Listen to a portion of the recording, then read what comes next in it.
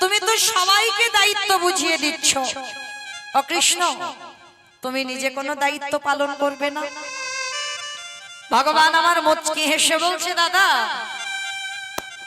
আমি এই যজ্ঞে তো সবাইকে দায়িত্ব বুঝিয়ে দিয়েছি, আর আমার জন্য আলাদা করে দুটো দায়িত্ব রেখে দিয়েছি।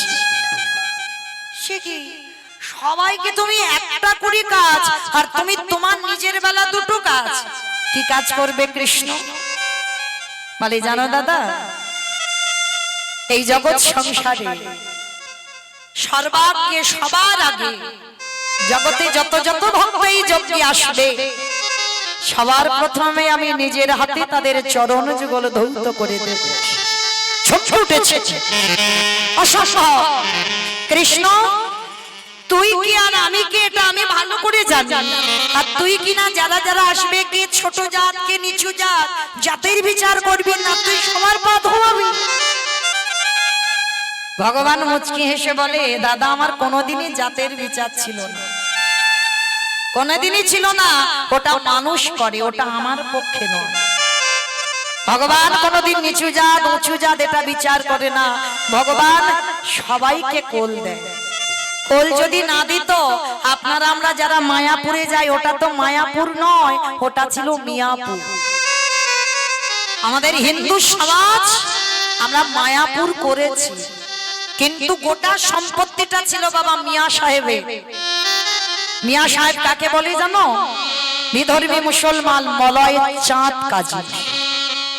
এই কাজীর নাম হচ্ছে মিয়া সাহেব। এই মলয় চাঁদ কাজী বাবা প্রথম থেকে এই হরিনামে বিদ্বেষী ছিল, মানে হরিনাম পছন্দ করত না। হিন্দুরা যেখানে হরিনাম করত গিয়ে খোল করতাল ভেঙে দিত, করতালগুলো সুরধনী গঙ্গায় ফেলে দিত, আর বড় বড় লাঠি দিয়ে এই খোলগুলো মেরে ভেঙে দিত।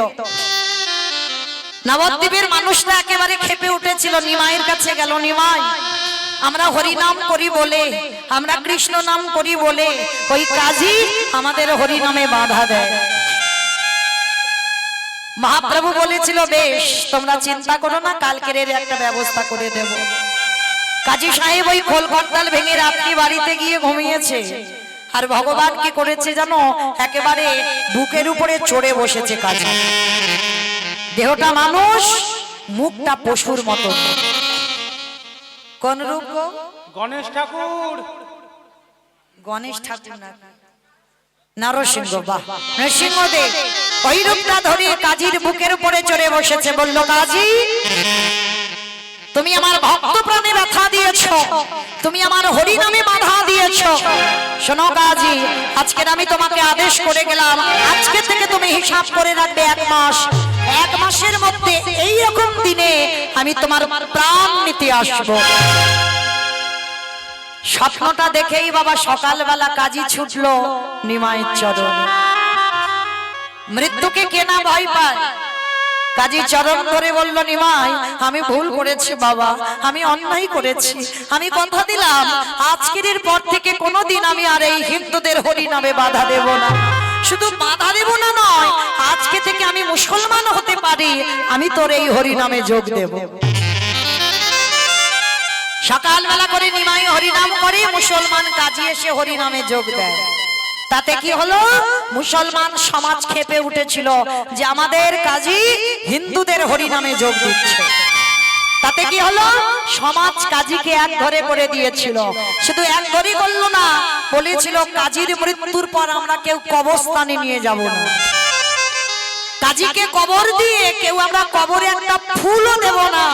কাজীর মৃত্যুর সময় যদি পিপাসায় ছটফট করে, আমরা কেউ কোনোদিন কাজীর মুখে একটু জলও দেব না। ছুটলো নিমাইয়ের চরণে। নিমাই শুনেছিস, আমি তোকে ভালোবাসলাম বলে, তোর হরি নাম ভালোবাসলাম বলে আমার সমাজ আমাকে এক ঘরে করে দিল। বলল আমার মৃত্যুর পর আমাকে কেউ কবর দেবে না। ভগবান হেসে বলেছিল, দরকার নেই কারোর, যে আমারে চাই তারে আমি চাই, আর যে আমারে না চাই তারে আমি না চাই। কি গো অনেকেই আমরা বলি না টাকা পয়সা থাকলে শেষের দিনে সব দেখভাল থাকবে, ভুল ধারণা তোমার। আমরা বলি একটা পুত্র সন্তানের দরকার, শেষের দিনে আমার মুখে পিণ্ডি দেবে। কে গো গ্যারান্টি দিতে পারবে যে তোমার পিণ্ড দেবে? কে গো গোবিন্দ ঘোষের কথা একবার ভেবে দেখে, স্ত্রী ছিল, পুত্রও ছিল, চিরজনমের মতো ভগবান সব কেড়ে নিল। শেষে ভগবান নিজেই সন্তান হয়ে গোবিন্দ ঘোষের উদ্দেশ্যে পিণ্ড দান করল। কে বলেছে হয় না? সে কি ভগবান ছিল? আপনাদের মতো তো ভক্ত ছিল। তাহলে তারা যদি পারে, আমরা কেন পারি না গো? কারণ আমাদের সেই ভাবটা নেই, সেই ভাবনাটা তো আমাদের নেই। তো মহাপ্রভু কাজীকে বলল, দরকার নেই, তোমার কবর দেওয়ার জন্য আমি আছি। তুমি আমায় ভালোবাসো যখন, ভাবলে কি করে শেষের দিনে আমি তোমার পাশে দাঁড়াবো? কাজীর যখন বার্ধক্য দশা এলো, পিপাসার জলের জন্য ছটফট করলো, কোনো মুসলমান এলো না। ভগবান নিজেই গিয়ে কাজীর মুখে জল দিল। কাজী যখন শেষ নিঃশ্বাস ত্যাগ করলো, ভগবান নিজে কোলে করে নিয়ে কাজীকে কবর দিতে গেল। যে জায়গাটা মায়াপুর ঢুকতে আগে স্টপেজে আছে বাবা, বামন পুকুর, অনেকে হয়তো দেখেছে। এই বামন পুকুরে কাজীকে কবর দেওয়া হলো। শুধু কবর দিল না, কাজীর একটা আক্ষেপ ছিল বাবা, যে আমার কবরে কেউ একটা ফুলও দেবে না। ভগবান ওই কাজীকে কবর দিয়ে কাজীর কবরের উপরে একটা চাঁপা ফুলের গাছ মুথেছে। আজও গিয়ে দেখবেন এত এত ফুল পড়ে, মনে হয় যেন কাজীর কবরটাকে কেউ সাজিয়ে দিয়েছে। সেগুলো জগৎকে জানাবার জন্য আজও কিন্তু বাবা গাছটা বেঁচে আছে।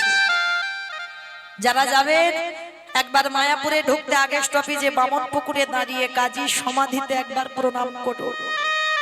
মুসলমান হতে পারে, তারা তো গৌর কৃপা পেয়েছে।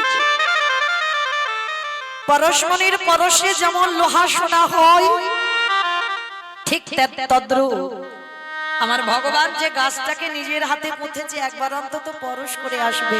কেন জানো? ওখানে যে গৌর পরশ লেগে আছে। তাহলে আমার ভগবান মুসলমানকেও মুসলমান বলে ঘৃণা করতো না, সবাইকে কোল দিয়েছে, সবাইকে প্রেম দিয়েছে।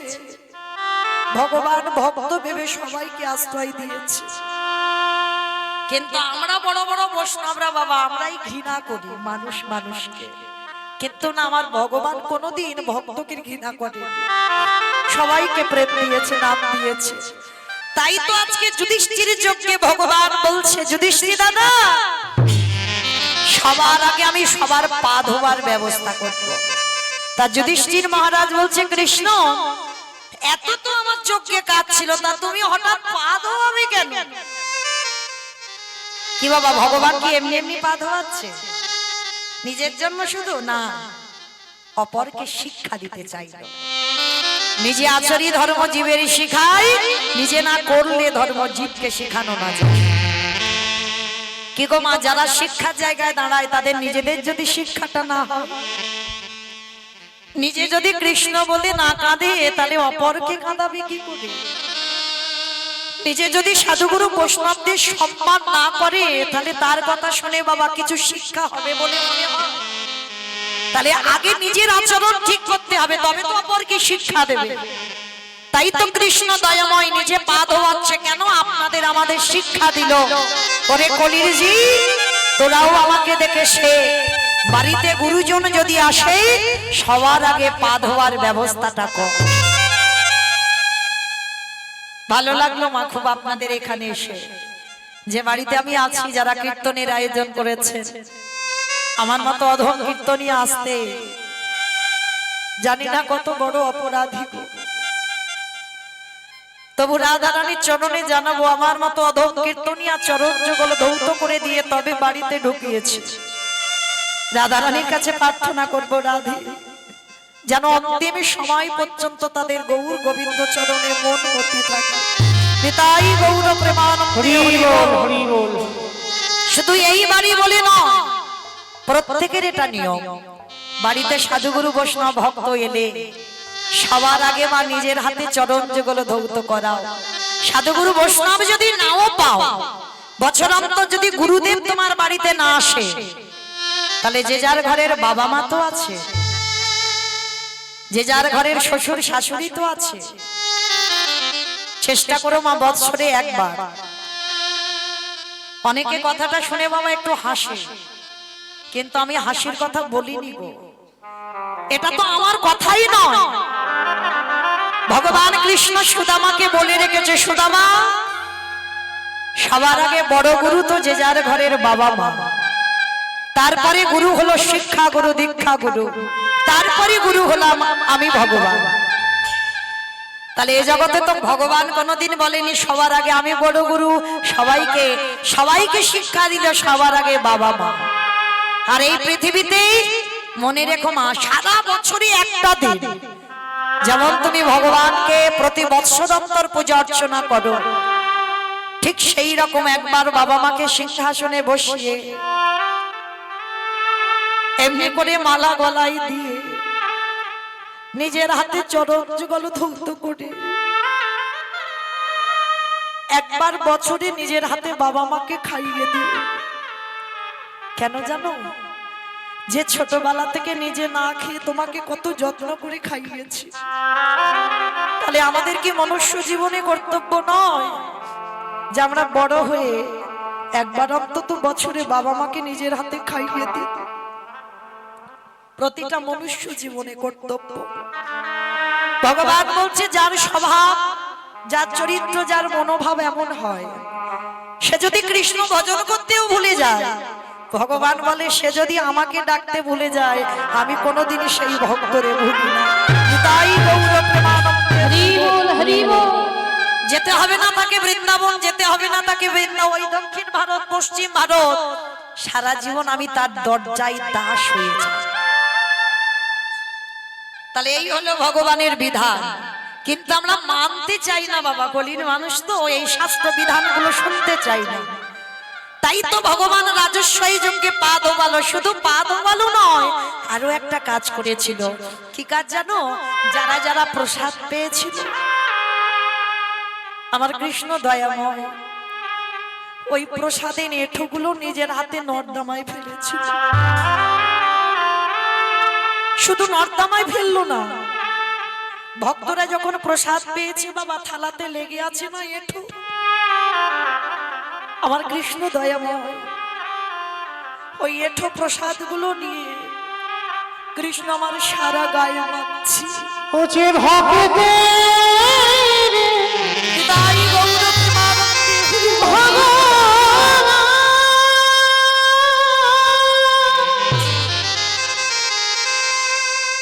ও যে ভক্ত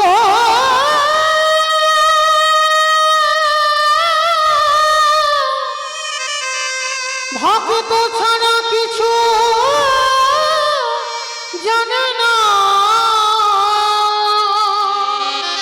কৃষ্ণ তাই তো যুগে যুগে এটা তুই কি করছিস? ও যে ভক্তের কাছে ছুটে আসে। ভক্তদের পা ধোয়াচ্ছিস, মেনে নেওয়া যায়, ভক্তদের এঁঠো পাতাগুলো ফেলছিস, মেনে নেওয়া যায়, কিন্তু কৃষ্ণ তুই এঁঠো গায়ে মাখছিস কেন? সঙ্গে সঙ্গে ভগবান বললেন, যুধিষ্ঠির দাদা, এই জগতে সবাই পাবে করে, সবার পাপের বিধানে আমি কৃষ্ণ দয়াময় করি, কিন্তু জানো দাদা, এই জগতে আমি হলাম মহাপাপী। কি বললি তুই? নিজেকে বলছিস মহাপাপী? বলে হ্যাঁ, সবাই তো পাপ করে আর আমি তো করেছি মহাপাপ। সে কি? তুই মহাপাপ করেছিস কৃষ্ণ? তা কি এমন পাপ করেছিস? বলে শোনো দাদা, আমি যে অপরাধ করেছিলাম ওই অপরাধটা করেছিলাম ত্রেতা যুগে রঘুপতি রামচন্দ্রের অবতারে। রাম অবতারে পাপ করেছিলিস বলে? হ্যাঁ। বলে জানো দাদা, আমি নিজের হাতে একটা মণিপুত্রকে হত্যা করেছিলাম। মণিপুত্র সে কে? বলে বিশ্বের সবার মনির ছেলে, যার নাম ছিল রাবণ রাজা। ওমা কৃষ্ণ, তুই এটা কি বলছিস? রাবণ রাজাকে মারলে পাপ হয় জীবনে? হ্যাঁ, আর তুই বলছিস সেই রাম অবতারে রাবণকে মেরে পাপ হয়েছে? চুপ কর। বলে দাদা, এই জায়গায় তো সব গন্ডগোল। সবাই বলে রাবণ নাকি ভালো লোক নয়। কি গো মাইরা, রাবণ ভালো লোক না খারাপ লোক গো? ভালো লোক। হাই ভগবান, মায়েদের মাথার গন্ডগোল হয়েছে। রাবণ নাকি ভালো লোক? এখন যে ভগবানের বউ চুরি করে নিয়ে যায় সে কোনোদিন ভালো লোক হয়? কি গো, যে ভগবানের বউ চুরি, যে রাবণের একটা দুটো বউ নয় 10,000 বউ রইল, তবু কিন্তু ভগবানের বউয়ের দিকে নজরটা পড়লো কেন? তাহলে নিশ্চয়ই তার চরিত্র খারাপ ছিল, ওই জন্য তো নজরটা পড়লো। বলে না, সব নজর সমাজে এক করে দেখলে হবে না, তাই না? কেউ যদি মনে করে নারী ভোগের সম্পদ, তার কাছে ভোগের সম্পদ হয়। আর কেউ যদি মনে করে বাবা নারী হলো সাধনার, নারী হলো আরাধনা, নারী ভজনের। নারী কিন্তু বাবা শুধু ভোগের নয়, নারী ভজনের। ভজনের যদি না হতো তাহলে একটু লক্ষ্য করে দেখেন, ওই বিল্লমঙ্গল চিন্তামণির চরণ ভজন করে কি গো একজন পতিতা নারী বারবনিতা, সেই পতিতা নারীর চরণ ভজন করে বিল্লমঙ্গলে পেয়ে গেল গোবিন্দ চরণ। পাইনি? দেখেন রামী রজকিনীর চরণ ভজন করলো চণ্ডী ঠাকুর। কি গো একটা নারীর চরণ ভজন করে, এই চণ্ডী ঠাকুর তো কালী সাধক ছিল, রামীর চরণ ভজন করে গোবিন্দ চরণ পেয়ে গেল। আমার বিল্লমঙ্গলে যেমন চিন্তামণিকে পেল, আমার চণ্ডী ঠাকুরের রানীকে ভজন করে ভগবানের চরণে পেল। জয়দেব গোস্বামী মা পদ্মাবতীর চরণ সেবা করে রাধা মাধবের কৃপা পেল। তাহলে কেউ যদি মনে করে নারী শুধু ভোগের আর ওরা সংসার করবে আর কিছু না, কিন্তু নারী ভজনের, নারী সাধনা। যদি বলো কেন বললাম, যেদিন অসুরীদের অত্যাচারে দেবতারা স্বর্গ ছাড়ে, সেদিন ওই নারী দশভুজা দুর্গা যদি 10 রাতে অসুরী নিধন না করত, তাহলে দেবতারা যেত কোথায়? কি গো, দেবতাদের তেজ দিয়ে নারী সৃষ্টি করতে হয়েছিল, পুরুষ নয়। আর যতই পুরুষ বলুক না কেন, নারী আছে বলে তো তবে তো বাবা পুরুষ শক্তিমান। আর নারী যদি বামে নারীকে ভজন করো, তোমার ভজন সাধন সঠিক হবে না। নারী তোমার প্রয়োজন, তাহলে নারী ভজনের, নারী আরাধনা। কিন্তু এই মন্দোদরী মা, রাবণ রাজার পাট রানীর মধ্যে বড় রানী মন্দোদরী মা বসে বসে কাঁদছে কেন? কারণ সতী নারী তো পঞ্চসতীর মধ্যে একটা সতী মন্দোদরী। হ্যাঁ গো স্বামী, শেষে তুমি অন্য কারোর দেখতে পেলে না, সমাজে একেবারে ভগবানের বউকে দেখতে হলো। আর তোমার এতগুলো বউ থাকা সত্ত্বেও ভগবানের বউ তুমি আনলে কেন? কথা বলতে বলতে বাবা রাবণ একবার আমার সীতামাকে মা বলে ফেলেছে। আর যেই না মা বলেছে, মন্দোদরীর সঙ্গে সঙ্গে ধরেছে। দাঁড়াও দাঁড়াও দাঁড়াও, কি বললে তুমি? সীতামা মা? বলি আরে পাগলি, সীতামা তোমার মা। হ্যাঁ গো, সীতামা যদি তোমার মাই হলো, তাহলে চেরিরা ওই রকম সীতামাকে মারছে কেন? বলে মন্দোদরী, একবারও ভেবে দেখেছো আমার এত বউ থাকা সত্ত্বেও, আমার এত ঘর থাকা সত্ত্বেও আমি সোনার রাবণ, সোনার লঙ্কার রাজা, তাহলে আমার এত ঘর ছিল, কিন্তু সীতামাকে চুরি করে রেখেছি কোথায়? এখানেই তো উত্তর বেরিয়ে গেল। দেখো, যেখানে শোকের ছায়া লাগে না, সেইখানে সীতামাকে বন্দী করিল। আর চেরির দ্বারা কেন মার খাওয়াচ্ছি জানো? শোনো তোমায় একটা কথা বলি। ওই সীতামা হলো আমার ভব পারাপারের তরণী। তরণী মানে কি মা? বাহ, নৌকা। আচ্ছা, ধরো নৌকাটা একজন চালাচ্ছে, এই যে মাঝি চালায়, নদীর ঘাটে নৌকাটা রেখে কোথাও খেতে গেছে বা ঘুরতে গেছে বা বিশ্রাম করতে গেছে। আচ্ছা বাবা, হঠাৎ যদি কেউ একজন এসে নৌকাটায় বেশ করে মারে, মানে ভাঙচুর করতে, মানে ইচ্ছা হচ্ছে যেন নৌকাটা ভেঙে দেবে, আর যদি একবার বাবা মাঝির কানে চলে যায়, মাঝি ছুটে দেখতে আসবে না তার নৌকা থেকে মারে দেখি? তার নারী জাতি মন্দোদরি কিছু বুঝতে পারেনি, এত কঠিন কঠিন কথা। হরি বল, একটু সরে যাও দাদা, একটু সরে যাও। এত কঠিন কঠিন কথা বুঝতে পারছে না মন্দোদরি, তা মন্দোদরিকে খুলে বলছে, মন্দোদরি তুমি বুঝতে পারছো না, শোনো, সীতামা যদি নৌকা আর ওই নৌকাটা চালাই কে বলো? মাঝিটাকে আমার রঘুপতি রামচন্দ্র। তাহলে মাঝিটা তো তীরে নৌকাটা রেখে গেছে, আর হঠাৎ বাবা ওই চেরিটাকে এক একটা পাথর, ওই পাথরে যখন নৌকায় মারছে, ওই নৌকা যখন ছটফট করে হারামা হারামা বলে কাঁদে, আরে কি আমার মাঝি থাকতে পারবে? কি গো, 7 সমুদ্র 13 নদী পার করে ছুটে আসবে না? আমা বুঝতে পেরেছো? আচ্ছা, আরেকটু পরিষ্কার করে বোঝাই। আচ্ছা, তোমরা সিনেমা টিনেমা দেখো? সিনেমা দেখো? আচ্ছা, সিনেমা বাদ দাও, সিরিয়াল দেখো? ওটা দেখে। ওটা দেখে। আচ্ছা, শুধু কি সিরিয়ালে বাবা নায়ক নায়িকা থাকলে ভালো লাগবে? একটা ভিলেন চাই, বেশ। এই ভিলেন না হলে কিন্তু সিনেমা বলো আর সিরিয়াল বলো জমজমাট হয় না, একটু মারামারি হবে, কাটাকাটি করে করা হবে, তবে তো ভালো লাগবে। তো আজকে এই লক্ষ্য করে দেখেন বাবা, সিনেমা যারা আমরা দেখি বা সিরিয়াল দেখি, যখন নায়ককে জব্দ করা যায় না, তখন বাবা ভিলেন কি করে? হ্যাঁ, নায়িকাকে নিয়ে যায়। আর নায়িকাকে যদি একবার নিয়ে যাওয়া হয়, তাহলে আর নায়কের কাছে যেতে লাগবে? 10 তলা বিল্ডিং থেকে নায়ক ঝাঁপিয়ে নায়িকার কাছে যাবে না? যাবে কি না? যেটা আমরা পার্থিব জগতে দেখতে পাচ্ছি, জড় জগতে দেখতে পাচ্ছি, নায়িকাকে চুরি করলে নায়ক ছুটে আসবে, তোমাকে যেতে হবে না কষ্ট করে। তাহলে তত্ত্বের দিকে তাকিয়ে দেখেন, সীতামা যদি নায়িকা হয়, রামচন্দ্র যদি নায়ক হয়, আর রাবণ যদি ভিলেন হয়, কিছুতে তো রামকে জব্দ করতে পারছে না, এইবারে নায়িকা রূপী সীতামাকে চুরি করেছে। ওই সীতামাকে যত আঘাত করে, ব্যথা দেয়, বেদনা দেয়, যন্ত্রণা দেয়, জ্বালা দেয়, আর ওই নায়িকা রূপী সীতামা বসে বসে রাম রাম বলে কাঁদে।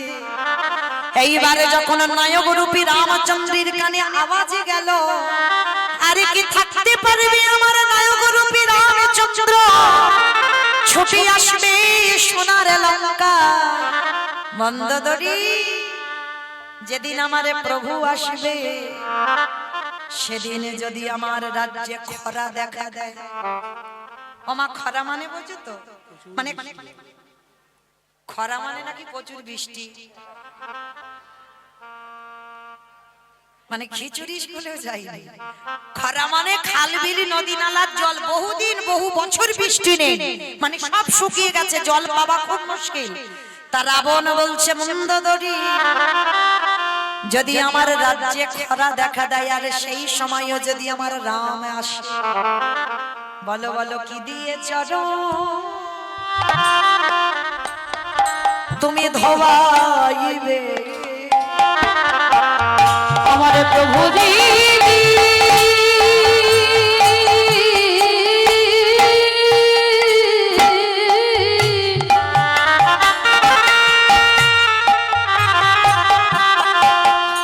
আমার প্রভু যেদিন এই লঙ্কা আসবে, আমার রাজ্যে তো কোথাও জল নেই, কি দিয়ে ধোয়াবে? সেদিন কি দিয়ে প্রভু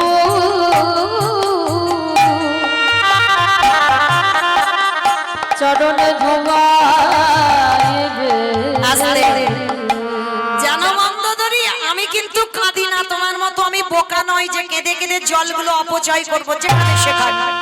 আমি আটকে রেখে দিয়েছি, কেন জানো? যেদিন আমার প্রভু আসবে, সেদিন যদি আমি কোথাও জল না পাই, আমার রামচন্দ্রের চরণ যুগলে বুকে নিয়ে সেই দিন আমি কি করিব জানো, আমাদের চোখের জলে চর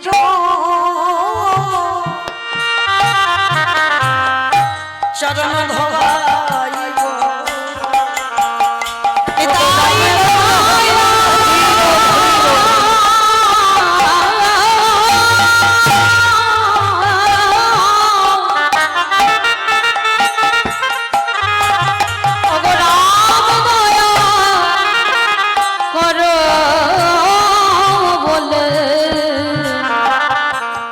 সেদিন চোখের জলে চরণ ধোবাইব। তাহলে ভাইরা লক্ষ্য করে দেখেন, সেই রাবণকে মারলো, রাবণকে মেরে আমার রামচন্দ্রের সর্বশরীরটা পাপী হলো। অকাল বোধন দুর্গা পূজা করেই তো রাবণ নিধন হলো। আজকের সেই রাবণকে মেরে রামচন্দ্র পাপ করলো, মাথা থেকে পা পর্যন্ত রামচন্দ্রের পাপী হয়ে গেল। সেই পাপটা ত্রেতা যুগে ধোবে সুযোগ পাইনি, সুযোগটা পেল কবে? কৃষ্ণ অবতারে যুধিষ্ঠির রাজস্বই যোগে। কি মাইরা যেখান থেকে গিয়েছিলাম আমার সেখানে ফিরলাম, মনে পড়ছে তো? বেশ, চলো আবার এখান থেকে যাই। ভগবান কৃষ্ণ বলছে যুধিষ্ঠির দাদাকে, দাদা আমি রাবণকে মেরে যে পাপটা করেছি সেই পাপটা খণ্ডন করব তোমার যজ্ঞে। ও মাইরা, তাহলে এইটুকু শুনে কি বুঝলাম? যদি আপনারা আমরা তো মানুষ মাত্রে পাপ করব, আর পাপী যখন হলাম, তাহলে বাবা পাপ থেকে মুক্তি পেতে গেলে সাধুগুরু বৈষ্ণব দেখলে তাদের চরণ ধোয়াও। তাও যদি না পারো, বৈষ্ণবদের উচ্ছিষ্ট পাতা একটু পরিষ্কার করো। তাও যদি না পারো, বৈষ্ণবদের এঁঠো নিয়ে একটু গায়ে মেখে নাও। আর নিলেই কোটি কোটি জন্মের অপরাধ থেকে আপনারা আমরা মুক্ত। তাই এবার ভগবান কৃষ্ণ যজ্ঞে দাঁড়িয়েছে, যজ্ঞে দাঁড়িয়েছে, আর যেই না দরজায় দাঁড়িয়ে সবাই আসছে একে একে, আর প্রত্যেকের পা ধোয়ায় কৃষ্ণ যজ্ঞের ভিতরে ঢোকায়। এমন সময় অগ্নিদেব, পবনদেব, বরুণদেব, ইন্দ্র, ইন্দ্রাণী, ব্রহ্মা, সাবিত্রী, শিব, দুর্গা সব পরপর লাইন দিয়ে আছে। এমন সময় ভগবান কৃষ্ণ ডাক দিয়েছে, যেই না আমার জগৎ জননী মা বাবা ভোলানাথকে ডাকছে, প্রাণনাথ। বাবা শিবকে ডাকছে, ও প্রাণনাথ। আর দেরি নয়, নাও এবার কৃষ্ণ পা ধোয়াবে, চলো পা দুটো একটু ধুইয়ে নি। বাবা খিলখিল করে হেসে উঠেছে, পার্বতী তোমার মাথা খারাপ? কৃষ্ণ পা ধোয়াবে আর আমাদের মতো পাপীর পা দুটো বাড়িয়ে দেব? শোনো, তোমার যদি এত ধোয়াবার ইচ্ছা হয় তো তুমি লাইনে দাঁড়াও, কিন্তু আমার পা তোমার কৃষ্ণ ধোয়াতে পারবে না। এই কথা বলে মা দুর্গাকে লাইনে রেখে বাবা বেলাইনে চলে গেছে। আর আড়ালে গিয়ে মনে মনে চিন্তা করছে, কৃষ্ণের চোখে কি করে ধুলো দেব, কি করে ধুলো দেব। হ্যাঁ হয়েছে। বাবা কি করেছে জানো? পিছনে আড়ালে গিয়ে দুম করে একটা কুকুর হয়ে গেছে। কারণ জগতে যত পশু পাখি আছে বাবা, কুকুর হচ্ছে সব থেকে প্রভু ভক্ত। ওর মতো প্রভু ভক্ত আর কেউ হবে না। তার পিছনে আড়ালে গিয়ে বাবা কুকুর হয়েছে, আর কুকুর হয়ে মনে মনে চিন্তা করছে এইবার কৃষ্ণের চোখে ধুলো দিয়ে যেতে হবে। আর ভগবান তো নিচু হয়ে পা ধোয়াচ্ছে। আর এই জায়গায় আমার বৈষ্ণব ঠাকুরের একটু বোঝার ভুল হলো, কৃষ্ণের চোখ তো চারদিকে ঘুরে ঘুরে বেড়াচ্ছে। কি মাইরা, এই যে আমি দাঁড়িয়ে আছি, মোটামুটি দেখতে সবাইকে পাচ্ছি, কিন্তু সব কি দেখা যায়? পিছনে যারা বসে আছে কীর্তন শুনছে কি শুনছে না, কি গল্প করছে কি বসে বসে, আমি তো কিছু বুঝতে পারছি না। তবে আমার চোখে ধুলো দেওয়া যায়, কিন্তু যে ছেলেটা বাঁশি হাতে, অত সোজা নয়। সেই ইন্দ্রের থেকে বেশি চোখ চারদিকে ভগবানের ঘুরে ঘুরে বেড়াচ্ছে। কে কি করছে দেখতে হবে, খাতা কলমে হিসাব করে সময় মতো ঘরে দিতে হবে। তাইবার কি করেছে ভগবান? হেড হয়ে পা ধোয়াচ্ছে, আর ওদিকে কুকুর রূপ ধরে বাবা ভোলানাথ পিছন থেকে আসছে। আর এসে কৃষ্ণ যেই নিচু হয়েছে, পায়ের মাঝখান দিয়ে কুকুর রূপী ভোলানাথ সবে মাথাটাকে, আর যেই না দিয়েছে ভগবান চালাকি করে হাঁটু দুটো নিয়ে কুকুরের কানের কাছে চেপে। এইবার দেখ কেমন লাগে। এইবার যত চেপে ধরে কুকুর কি করবে? কেউ কেউ বারবার বলছে কৃষ্ণ ছেড়ে দে, কৃষ্ণ ছেড়ে দে, কৃষ্ণ ছেড়ে। বলে ছাড়বো বলে ধরি নাই। হে বৈষ্ণব, হে বৈষ্ণব, হে বৈষ্ণব গোসাই,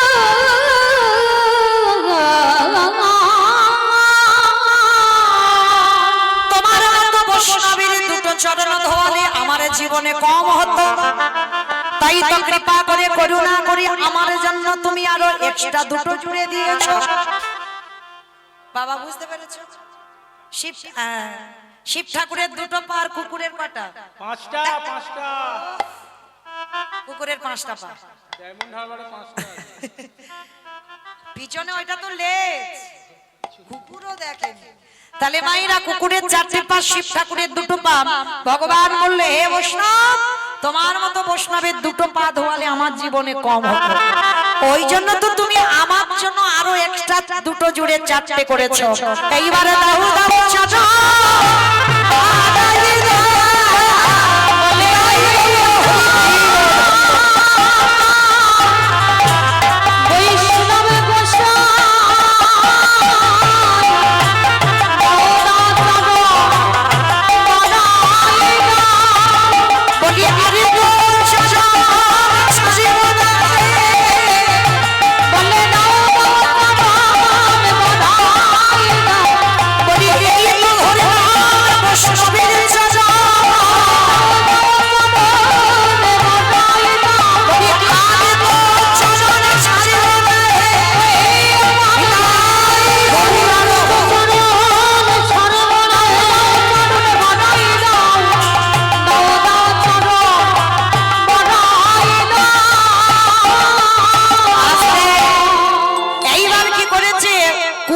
ছটফট করছে।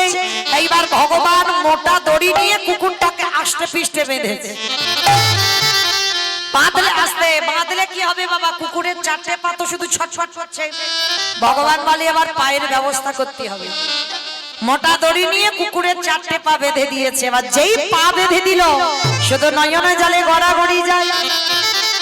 আরে বলে কৃষ্ণ ওরে কৃষ্ণ রে,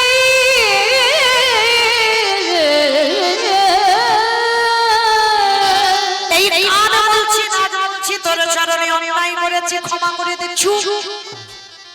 কথা হবে না, শুধু দেখে যাও আমি কি করি।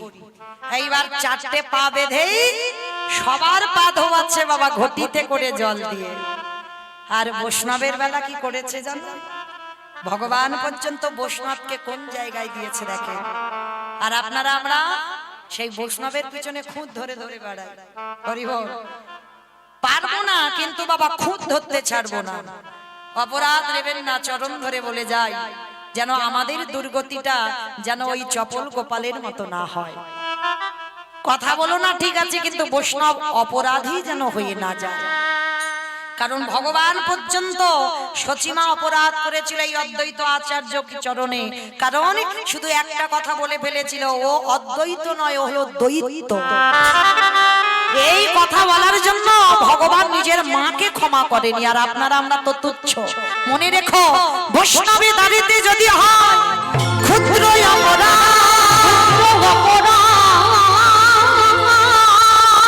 মহা মহা ভজনে করে যায়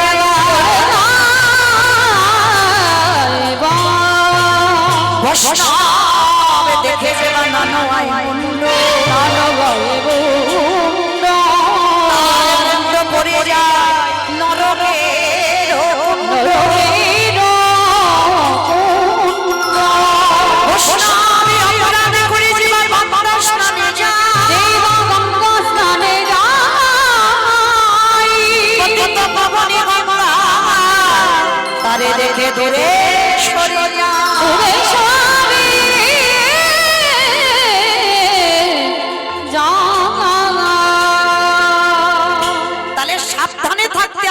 বৈষ্ণব চরণে আমাদের কোনোদিন ভুল হয়ে না যায়। আজকের ভগবান সেই বৈষ্ণবকে কোন জায়গা দিল দেখেও, সবার পা ধোয়াচ্ছে ঘটিতে করে জল দিয়ে। আর বৈষ্ণবের বেলা কি করেছে জানো? আমি রাবণকে মেরে পাপী হয়ে আছি, ভোলেনাথ তোমার মতো বৈষ্ণবের চরণ যুগল ধৌত করিয়ে সকল পাপ থেকে আমি মুক্তি পাবো। সেই ভগবান বাহ্যিক জগতের কোনো জল নয়, কুকুর রূপী ভোলানাথের চরণ যুগল। ওই 4টে চরণ বেঁধে দিকে কৃষ্ণ আমার 4টে চরণ বুকে ধরে ভগবানের চোখের জলে চরণ চরণ ধোবাইছে। হে বৈষ্ণবী কৃপা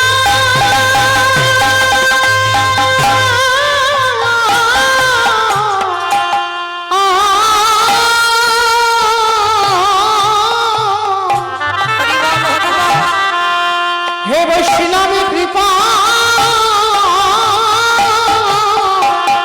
কারো বলে চোখের জলে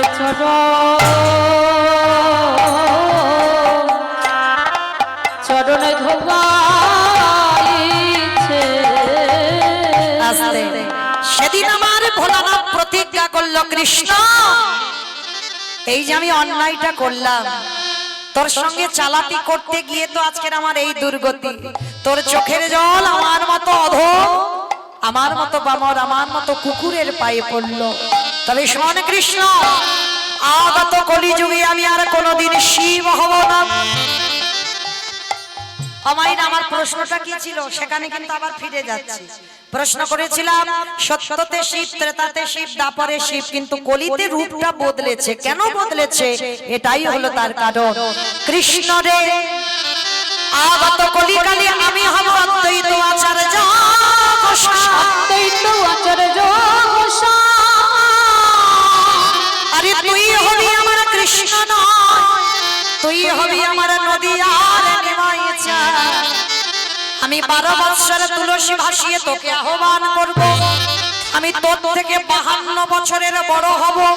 আর শোন, আমি যখন তুলসী ভাসিয়ে তোকে ওই ব্রজ ছেড়ে নদীয়ায় নামাবো, আর আমার ডাকে যেদিন নদীয়ায় আসবে, যেদিন আমি শান্তিপুর থেকে তোর সঙ্গে দেখা করতে যাব, যেদিন তুই আর আমি দুজনে মুখোমুখি হব, আজ যেমন রাজস্বাই যজ্ঞে তোর চোখের জ্বালা কুকুরের চরণে পড়লো, এই কুকুরই যেমন তোর কাছে ঋণী হয়ে গেল। আমি কথা দিলাম কৃষ্ণ, যেদিন তোর সাথে আমার প্রথম সাক্ষাৎ হবে, পরে আমি সেই দিন আমি তোর চরণ যুগল আমি ধৌত করে দেব। আজকে সেই প্রতিজ্ঞাটা আজকের পালন হলো। আজকের কলিকালে সেই 52 বছরের বুড়ো যিনি ডেকে আজকের আমার কৃষ্ণকে গৌর করে আনলো। আর এনে কি বললো জানো? কেহ বলে পুরাবেতে রাবণ অধিলা, কেহ বলে পুরাবেতে। মাঠে মাঠে দাও উলুধ্বনি দাও একটু। কেহ বলে পুরাবেতে রাবণ অধিলা, কেহ বলে পুরাবেতে আমার গোলামি।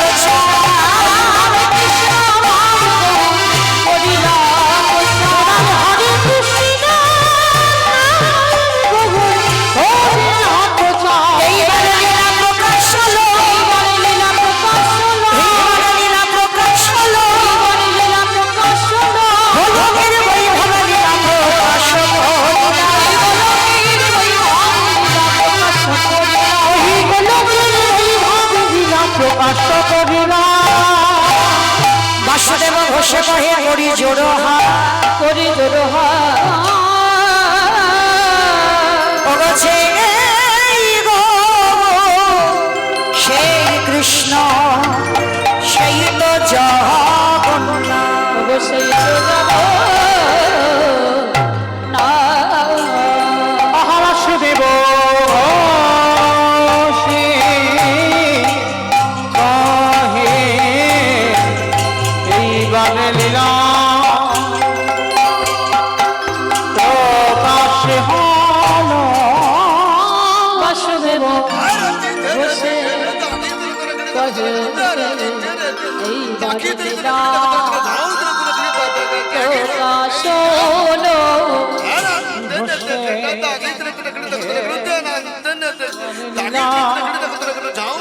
প্রকাশ হল বাসুদেব